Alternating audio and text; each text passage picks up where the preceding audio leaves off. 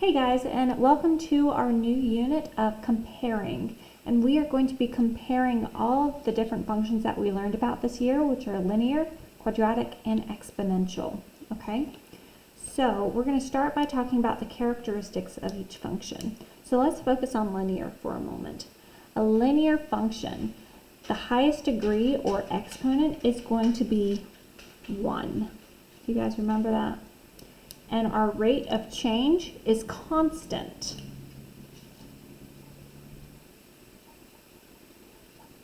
Okay, and we can find that by using our slope, which is y2 minus y1 divided by x2 minus x1. And our rate of change is also our slope. Like I said, y2 minus y1. Okay, and it has a constant first difference.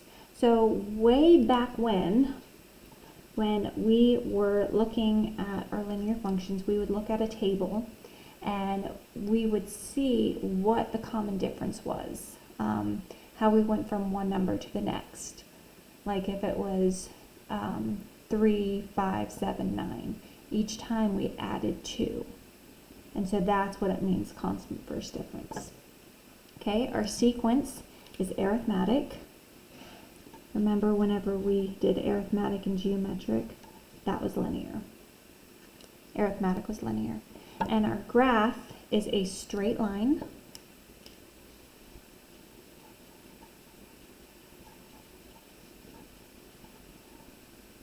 And our general function is y equals mx plus b. Okie doke. Alrighty, now for quadratics, our highest degree or exponent is going to be 2. Okay? And it's going to have a constant second difference. Now, we have not looked at this yet, okay? But we are going to look at it later. Actually, I think in this video we will look at it. Alrighty, and this graph looks like a U or an N.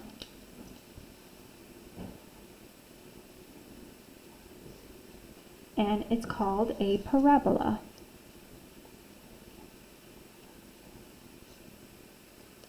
And our standard function is going to be y equals ax squared plus bx plus c. And remember, our vertex form is going to be y equals a times x minus h squared plus k. Remember, where h and k are our vertex. Okay? Alright, and then our last one that we learned about was our exponential functions. And in this one, our exponent is an x, or a variable. Sorry guys, my pages don't want to stay down. And it has a constant multiplier or ratio.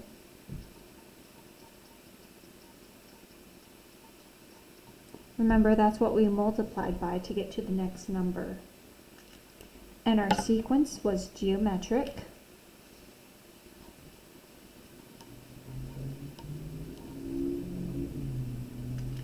And our function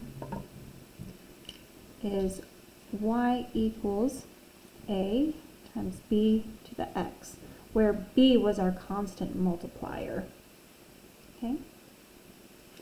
Exponential growth was plus, exponential decay was minus for the form y equals a, 1 plus or minus, or r to the t. You guys remember that? The imaginary line that the graph never touches or crosses was our asymptote.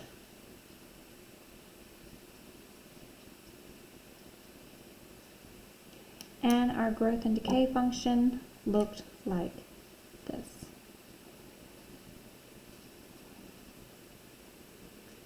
Okie dokie. We could have also seen some that looked like that, but that didn't happen very often. Okie dokie. So now we are going to look at these equations and we're going to say if they are linear, quadratic, or exponential. And the easiest way to do this is going to be to look at their highest degree. Okay, so the first one, pretty easy. This one is obviously linear. Where is that shadow coming from? Oh, that's the computer. Okay. Because our highest degree is 1. Okay, let's just go down. For this one, it's going to be quadratic because we have an x squared. Okay, this one, look at your x. There's only 1, so that's going to be linear. Okay, even though it is not in standard form, you just look at where your x is. If it's 1x, it's linear. If it's 2, it's quadratic. If it's in the exponent, if it's tiny, it's exponential. Okay, this one is going to be quadratic because there's a 2. This one is going to be linear because there's only 1x. And this one is going to be exponential because it's in the exponent.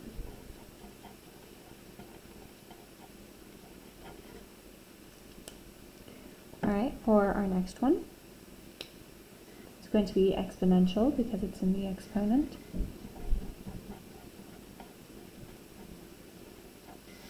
This one is quadratic because there's a 2. Because remember, we're talking about the highest exponent. And this one is also going to be exponential.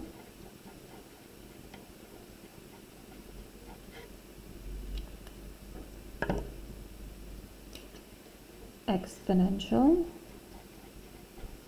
because the x is in the exponent, it's tiny. This one is going to be linear because there's only 1x.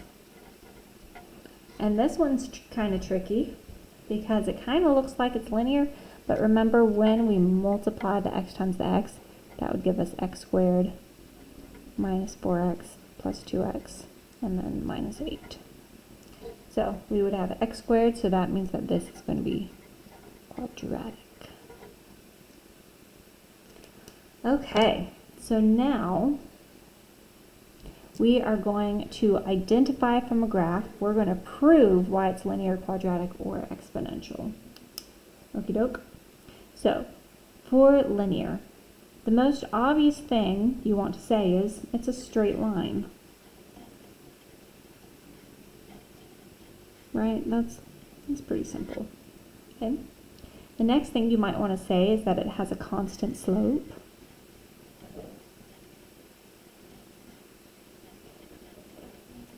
Because you can pick a point and then go up and over, up and over, up and over, and it's going to be the exact same up and over. And then the last thing you might want to talk about is your domain and range. So domain and range for a linear graph is going to be all real numbers. Domain, all real numbers. And then range, remember it's bottom to top, and since I have arrows going bottom to top, this is also going to be all real numbers. Okie doke. Quadratic. This is a quadratic because it's a U shape.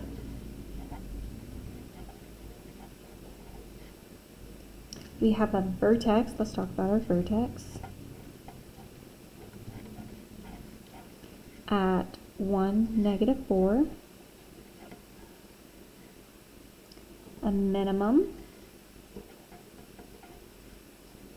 at y equals -4. And then talk to me about my domain and range. What's my domain? All real numbers. And then range. Bottom to top, what's your bottom? -4 all the way to positive infinity. Remember, -4 will have a bracket. Oops, positive infinity will have that parentheses. Alrighty. Exponential. This is an L shape. Kind of see that it looks like an L? Okay. We are going to have an asymptote. What's our asymptote at?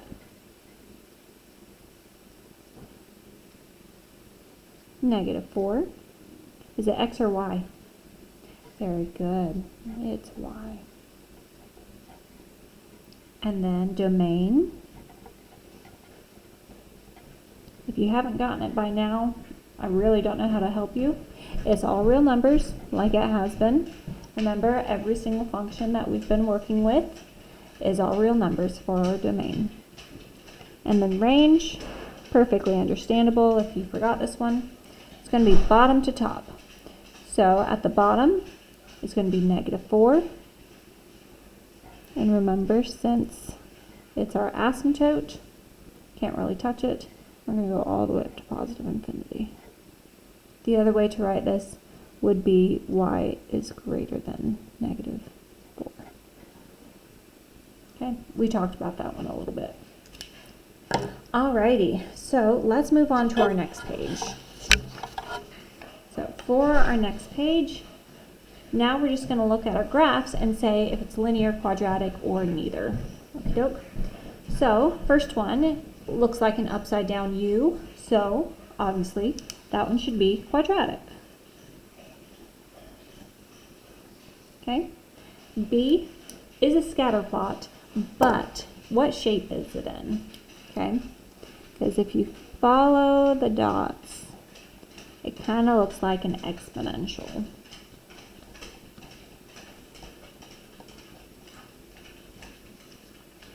Alright. Next one is going to be linear because it's a straight line. And then that last one we have never talked about, so that one is obviously going to be the neither. Alrighty, so now we are going to look at tables. Okay. So we've done tables for linear and exponential, but we didn't actually do them for quadratic. Okay, so we're going to take a look now. Alrighty, so for linear, when we're given a table, and actually I'm going to not hide it. Hide it, there we go, because we just want to focus. Alrighty, so for linear, y equals mx plus b, y equals 2x plus 1. This is our equation. If we're given a table of values, make sure your x's go by 1. To go from 1 to 3, we add 2. 3 to 5, add 2. 5 to 7, add 2. 7 to 9, add 2. When all of these numbers are the same, when we keep adding 2, we know it's linear because it's a constant first difference. We took the first difference the first time, okay? That's how we know it's linear. When we were doing exponential, that was the y equals a times b to the x, okay? And each time, from 0.5 to 1, 1 to 2, 2 to 4, 4 to 8, we multiply by 2. So when we multiply by a constant number, each time we multiply by 2, that's how we know it's exponential. The new one we're going to work with is quadratic, okay? This is the only new information you will get in this unit, okay? Everything else we've done. So for quadratic, y equals ax squared plus bx plus c, okay? Our first difference, you know, when we try to find our slope, 3 to 2, we subtract 1. 2 to 3, we add 1. 3 to 6, we add 3. 6 to 5, we add 5. Well, that's not very helpful, but at the very least, you know it's not linear. And just looking at the table, you know it's quadratic because our 2 is in the middle, and then these 3's repeat. And so then for -1, it should be 6. -2, it should be 11. Because remember, these numbers would also repeat. But the way you know for sure that it's going to be quadratic is that we're going to find the difference from -1 to 1. So what do we add to go from -1 to 1? We're going to add 2. What about 1 to 3? 2. 3 to 5? 2. So when we take the second difference, because this is the first diff, this is the second difference. When we take the second difference, if these numbers are the same, that's how we know it's going to be quadratic. Alrighty? So constant second differences. Okie doke. So what we're going to do now is take a look at our tables and we're going to try to figure it out, okay? So how do we go from -5 to -4? We're going to add 1. -4 to -3, we're going to add 3. Okay? -1 to +4, we're going to add 5. And then 4 to 11, we're going to add 7. Okay? Because we're adding, it's not going to be exponential. Because our first difference is not all the same number, it's not going to be linear. So we need to find the second difference. Okay? So how do we go from 1 to 3? We add 2. 3 to 5, we add 2. 5 to 7, we add 2. So now our second difference is all the same number, so that means this is going to be quadratic. Because sometimes, look at your table, none of these numbers repeat. Sometimes you will not be given your vertex, so this is how you have to find if it's quadratic or not. Alrighty, let's look at the next one. So, how do we go from 5 to 10? We could add 5, but then we'd be adding 10. So how about we try multiplying by 2? Multiply by 2, multiply by 2, multiply by 2. So because each time we multiply by the same number, this is going to be exponential.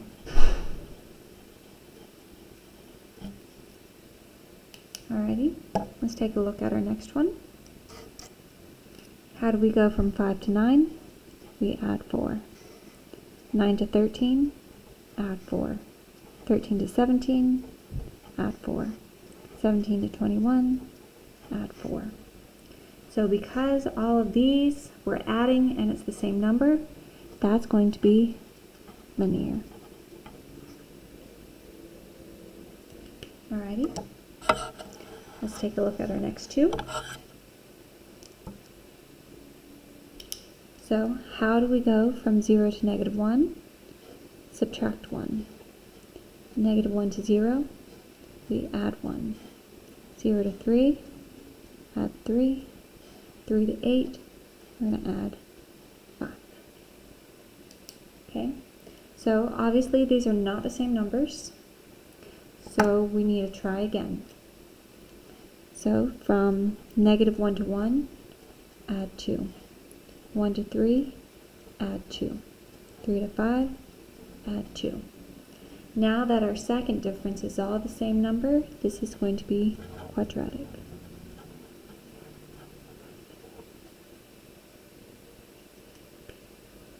Alright, and then finally, 3 to 9, we could add 6, but look at how big these numbers get. Let's try multiplying by 3. Multiply by 3, multiply by 3, multiply by 3. So our last one is going to be exponential. Very good. Alrighty, and then finally, we have some word problems, but we are just determining if the situations are linear, quadratic, or exponential, okay? So, the water level of a river is 34 feet and is decreasing at a rate of 0.5 inches per day. Well, if it decreases at a rate of this per day, every single day it decreases 0.5. So day 1 decreases 0.5, day 2 0.5, day 3 0.5. So that means that this is constant. And when we have a constant rate of change, that means it's going to be linear. Okay, so let's take a look at our next one. Seth's father is buying a 6-month movie pass for the summer. The pass is $40 plus $2 per movie for popcorn. Well, we can actually write this one out. The pass is $40, so that's our initial amount. And then it's $2 per movie for popcorn. And hey, look, that's linear. See, that one's not too hard. Alright, next one. In January of 1980, the population of Boaz, Mississippi was 10,479 and has increased at a rate of 22%. Oh my gosh, percent, guys. Who remembers which function we always use percent with? Percent means that it's going to be exponential. If you ever see a percent, it is most likely going to be exponential, especially if it increases at a rate or decreases at a rate of a percent. Okay? And then our last one, a rocket carrying fireworks is launched from a hill at 80 feet above a lake. The rocket will fall into the lake after exploding at its maximum height. So, our keyword here is maximum height. Or you could also draw it. So here is your hill. Here's your hill, and it's above a lake. Okay, there's your lake. And if the little person has the little rocket, boop, boop, boop, boop, boop, boop, and the rocket is going to go and explode over the lake, it's going to look something like that, which is going to be quadratic. I know, I am such a good drawer. Like, this is a masterpiece. Alright, so you guys have just finished your first day of comparing functions. Good job, guys.